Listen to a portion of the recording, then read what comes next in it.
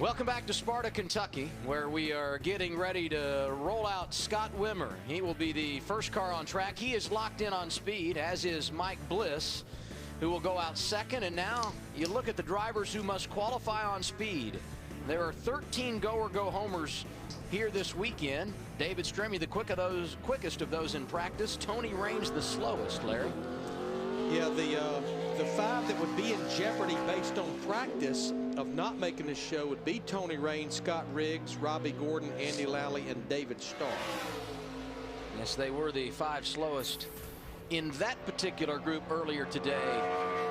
In practice, Scott Wimmer was in fact the slowest in that session at 30.876 seconds, and that is why he will be the first on track. Now he's driving the 7 car.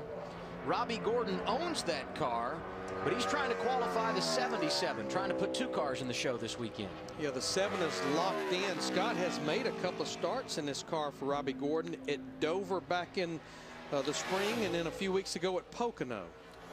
And Wimmer does have 7 starts here in nationwide competition, 5 resulting in top 10 finishes. In fact, he was a runner-up here in 2008 driving for Richard Childress. And I was going to say, he almost won that race. Yep. He ran incredibly well that night. I mean, that was a good race for him. First lap 31.09. I'm anxious to see what we see here in the Sprint Cup Series. If you go back to Nationwide Series qualifying, and it looks like possibly Scott's going to shut it down, most of those drivers ran 2 laps. It was kind of a mixed bag as to what lap was the quickest. But what you have to remember, these Sprint Cup Series cars, they have almost a 30-point lower rear end gear, plus about 200 more horsepower to get them up to speed. Yeah, and that's the deal. The nationwide cars going through the corner, their corner speed, I don't think it's hard to explain to a viewer sitting at home that the corner speed on a nationwide car is almost faster than the corner speed on a Cup car. But these guys, their straightaway speeds are so much greater, and you get the good out of the tire when you get to the corner so much faster with these Cup cars. Larry, you talked about the advantage of going out. 2 cars have been on track for qualifying here at Kentucky. Mike Bliss and Scott Wimmer, 1 and 2 on the board right now. And the 3rd man out, Tony Raines, the first of 9 consecutive drivers that will take time and must qualify on speed. Raines won the pole here in 2002 for the nationwide race, and won the 01 Truck Series event, the 2nd ever held here at Kentucky Speedway. Just not sure about a 30.95. I think we're going to have to see a few more drivers run before we feel really good about that type of a lap. I think you need to be in the 30s. 30s, sure. Yeah, I think you need to be in the 30s. But, you know, really, and you mentioned it earlier, and you just did the nationwide qualifying. It's warmer now than when these guys practiced. The sun has come out. It was overcast, and we kept thinking bottom's going to fall out any minute during the single practice that they had for these guys. First lap for Tony Raines was quickest. He stays 2nd behind Mike Bliss. And you talk about that sunshine, a couple of tenths slower in his qualifying run is Tony Raines in comparison with what he did in practice earlier today. Next on track, the 81 of Scott Riggs, another of the drivers that is in the go or go home category.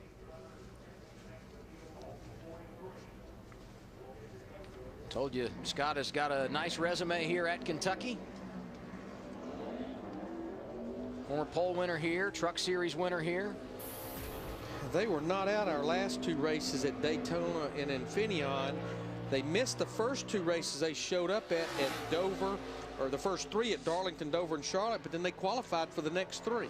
But honestly, Darlington, Dover, and Charlotte are 3 of the hardest races to make, period. Very so tough. To show up as a first year, to bring a car there for the first time, that's a huge undertaking.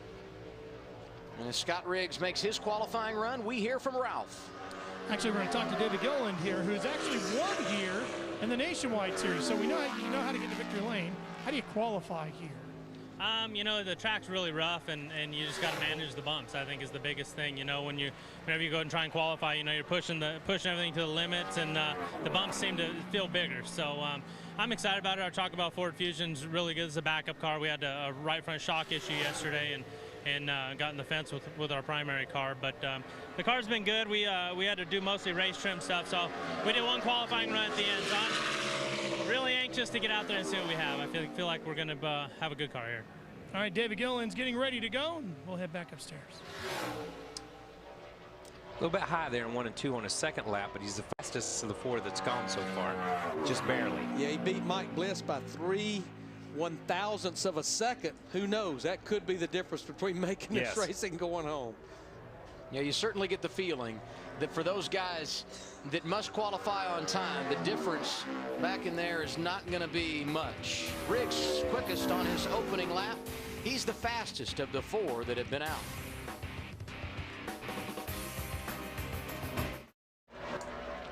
Robbie Gordon, the 5th car on track for qualifying here at Kentucky. And this 77 car must get in on speed. Scott Wimmer already went out and qualified the 7. Another car owned by Robbie, but it's locked in. Good corner there. Did a nice job in 3 and 4. He eased her down in there. He let it roll a little bit. Then when he picked the throttle up, he was able to stay in it. Yeah, it's and you know, we talk about this a lot of time on mile-and-a-half racetracks, that you can overdrive the corner. And it didn't. If you watch the tracker, when he got to the corner, he rolled out of it and got back to it hard, and it stuck. Elliott Sadler, that sat on the pole for the Nationwide Series, he must have lost 6 or 7 spots getting into turn 3, but he gained her all back and then some and got the pole a while ago. The opening lap for Robbie Gordon, 30.73. And lap number 2, a bit slower. 2 good laps. 30.78. Yeah, that was solid. As consistent as we've seen. So Robbie Gordon is now quickest. Matt? Adam, you can definitely feel that the money cloud has disappeared in a 30.86. You think that's going to be safe, Scott? Well, I don't think it's safe at all. I think we struggled a lot with this car this weekend and changed a lot of wholesale changes, geometry changes, trying to find out what we need. But, you know, what we're doing, like I said before, is tough considering the kind of competition we're up against, and trying to make these shows gets tougher and tougher every week. So we just need to take this as a grain of salt and keep going on. I don't think it's going to be good enough, though. Guys, I got to go.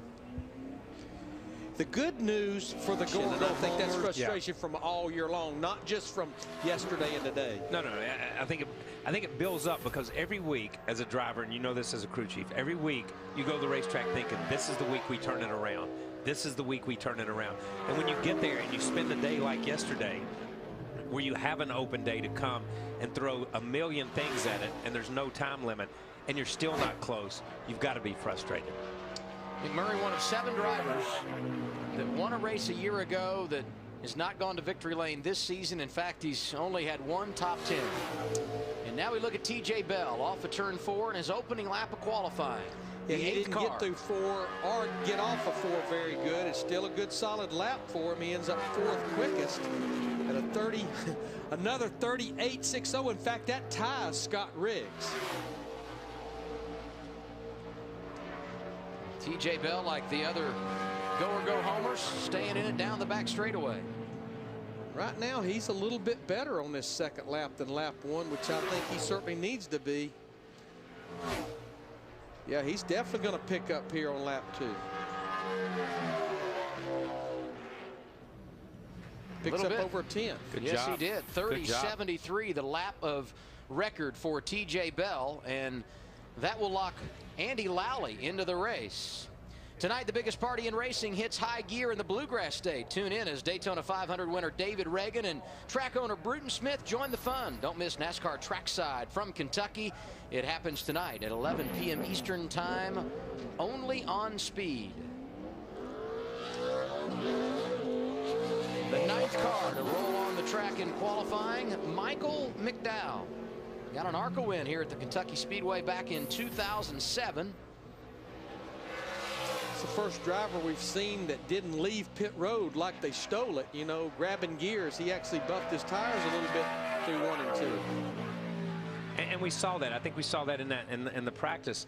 There were 2 or 3 teams that went out and scuffed their tires. Just went out and run them down the backstretch or run them through a corner just to knock the glaze off of it, as we used to say. Yeah, because this tire does not seem like it has a ton of give up there. There are 13 go-or-go homers here today. 6 of them have taken time. Michael McDowell becoming the 7th of those. 5 drivers will go home. We do know Andy Lally is locked into the field. Well, McDowell's on a pretty good run here. In fact, it looks like he may lock himself in on lap 1. And I'd say the next word you'll hear be, that's good. Shut it down. Michael McDowell at the top of the board. There it is. Perfect Right call. on cue. Perfect call. 30-37 for Michael McDowell. 9 of 48 drivers have taken time. And for TRG, so to make the race is huge. So Now the sun's out, guys, on the front stretch, but there is a very dark and ominous cloud covering turn 3. Could get interesting. J.J. Yaley about to put his time on the board, and he goes third and locks himself in. How about a 30-61? And they're going to tell him what, Larry? That's good. And they better tell him quickly. Quickly. Yeah. Real quickly. Real quick on that one, man. J.J. locking himself into the field means Tony Raines will go home. He does not qualify for the Quaker State 400. Qualifying continues here at Kentucky. Mike Skinner, as you see, currently second, 30-39, equating to 177 and some change. So he is in the field.